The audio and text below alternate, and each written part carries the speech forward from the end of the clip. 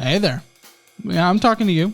You likely have too much car. Americans seem to love their cars more than anything. This can partially explain the nearly 70% rise in used car prices since the pandemic. This brings us to where we are today, with the average car payment hitting $516 a month for a used car, and then $725 a month on a new car. Even worse, these car payments are being kept artificially low due to an increase in the average car loan length.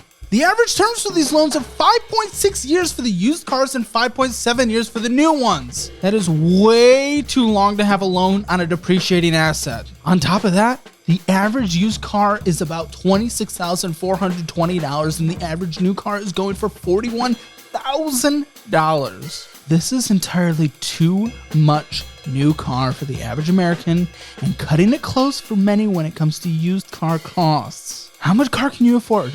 How do you get out of a car debt? Let's get back to basics. The vehicle. One of America's favorite pastimes. Since the invention of the Model T, Americans have been all consumed by their vehicles. In movies and in TV, the motor car has been an important show of status and personality for all of us growing up. You name it. Grease, The Blues Brothers, Back to the Future, Fast and Furious. For the actors and the characters involved, the cars often told the story of their lives better than they themselves could. This included who they were, what their family was like, what they did, where they come from. And you could figure all of this out simply by looking at the car they drove. And here in the real world, it's almost like we see the cars we drive in the same exact way. They're extensions of who we are, our personality in a hunk of metal. Except here, there are real world consequences to tying your car to who you are as a person. That consequence is good old money. And as it turns out, Americans are spending a whole lot of it on cars. But how much? In 2021, the used car market saw an incredible spike in prices. From January 2021 to January 2022, used car prices rose 40.5% in that calendar year alone. This is tapering, but at its peak, used car prices had inflated nearly 70%. This brings us to where we are today, with the average car payment hitting $516 a month for a used car and then $725 a month for a new car. These payments are being kept artificially low due to an increase in the average car loan length. And that's because the average terms for these loans are 5.6 years for the used cars and 5.7 years for the new cars. The average used car is about $26,420 and the average new car is going for $41,000. This is entirely too much new car for the average American and cutting it close for many when it comes to used car costs. Even worse, those with non-prime and subprime credit scores have the highest payments of all the groups as well as the longest debt terms. We're talking about people with credit scores between 580 and 660. So the question now becomes, how much car can I actually afford and why? If I'm in a bad loan, is there anything I can do to combat this? We need to start focusing on the affordability of our cars and stop looking to Dom Toretto and our neighbor Jerry to influence our purchasing decisions. But luckily for us, there are a few rules that we can use to determine how much car we can actually afford. Let's go over a few of my favorites that will get you in good shape. First, buy in cash. The car you can buy in cash is the car you can afford. This is easier said than done, and it can seem extreme, but in reality, we are already throwing away money by having the car. Let's not make it worse by doing the same thing with a loan. For example, the average APR on a used car is 9% if you have a credit score in the range of 661 to 780. That means if you have the average used car, you'll pay $2,377 in interest each year you have the loan. Take that for 5 years and you'll be paying nearly $12,000 in interest alone. Saving $12,000 sounds kind of nice, right? Put that in a retirement account and we all know what that can do. So start saving and ask yourself these questions. How is your current car running? Is it doing okay? Can you use public transportation for now? Can I wait a few months or a year or two before I upgrade? Is there a cheaper car that I'm willing to get now so that I don't have to be out $12,000? Asking these questions can lead to a car purchase that can save you a lot of money. But here on Money Makes Sense, we understand that you can't all buy in cash.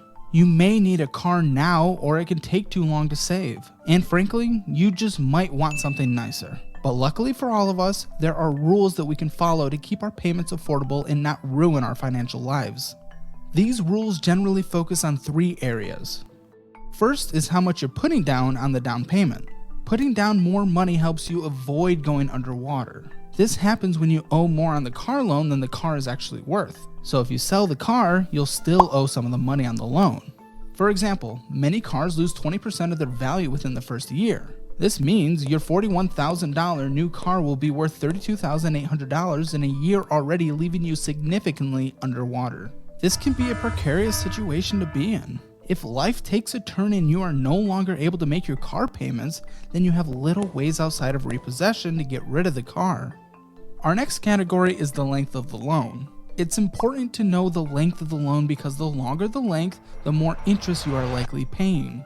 This is something that many buyers overlook, but lenders relish. Oftentimes, a car dealer will focus on your monthly payment, knowing that if they can get it low enough, you will feel more comfortable buying the car. But secretly, in the back end, they are increasing the length of the loan and you end up paying more via interest. Lastly is how much of your gross income is going to the loan. We want to make sure that your car isn't taking up a sizable chunk of your overall earnings. Paying too much on fixed expenses can affect your ability to save, spend on wants, and adjust your spending in case of an emergency. Fixed expenses like cars are generally difficult to get out of or reduce quickly, so we want to make sure when we're getting into them, we're doing it in an educated way. But for us, stealing from our friends the money guy, we like to set a more stringent upper limit with the 23-8 rule. This rule suggests that you put the same 20% down, but dig a little deeper on the term length and the monthly payments. In this case, your loan is no longer than 3 years and you are dedicating no more than 8% of your monthly gross income to a car payment. We like this rule because it's responsible, but also very understanding. While cash is king, when it comes to a depreciating asset, following this rule can allow you to get a decent amount of car, but stay on your financial journey. 23-8 in our eyes is the far limit to the rule, so you don't want to break it in any scenario. If you can, try and dig even deeper to get as close to all cash as possible. The goal is to get rid of the loan on a depreciating asset as soon as you can. So if you can put more money down, do it. Pay the car off in a year or 2 if you're able to. Get those monthly minimum payments even lower. You really can't go wrong as long as you're doing things better than the 23-8 rule.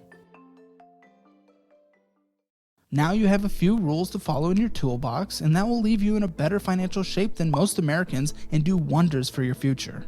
By the way, make sure you're hitting subscribe if you like the content in this video. But before we go, let's address what to do if you're already in that car debt.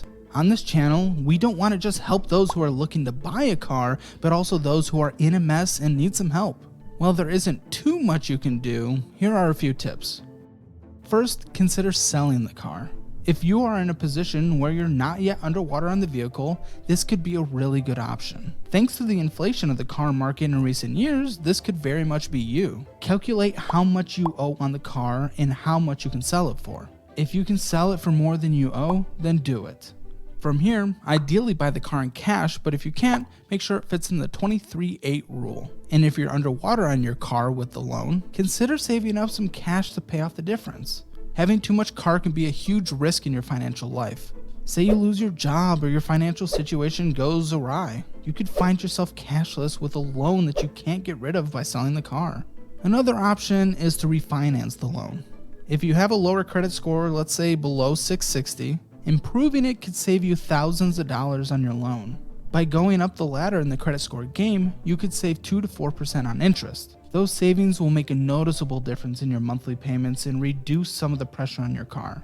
And a potential final option before bankruptcy or just giving up the car would be to make the difference between the car and the loan.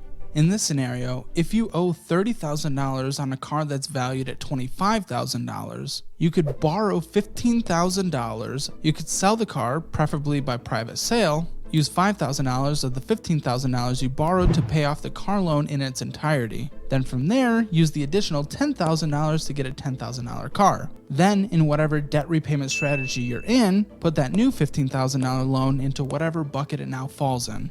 This just saved you thousands and thousands of dollars. If there's other topics you want us to cover, let us know in the comments below. Make sure to check out all the resources linked in the description below, as they are what I personally use or would use in specific situations.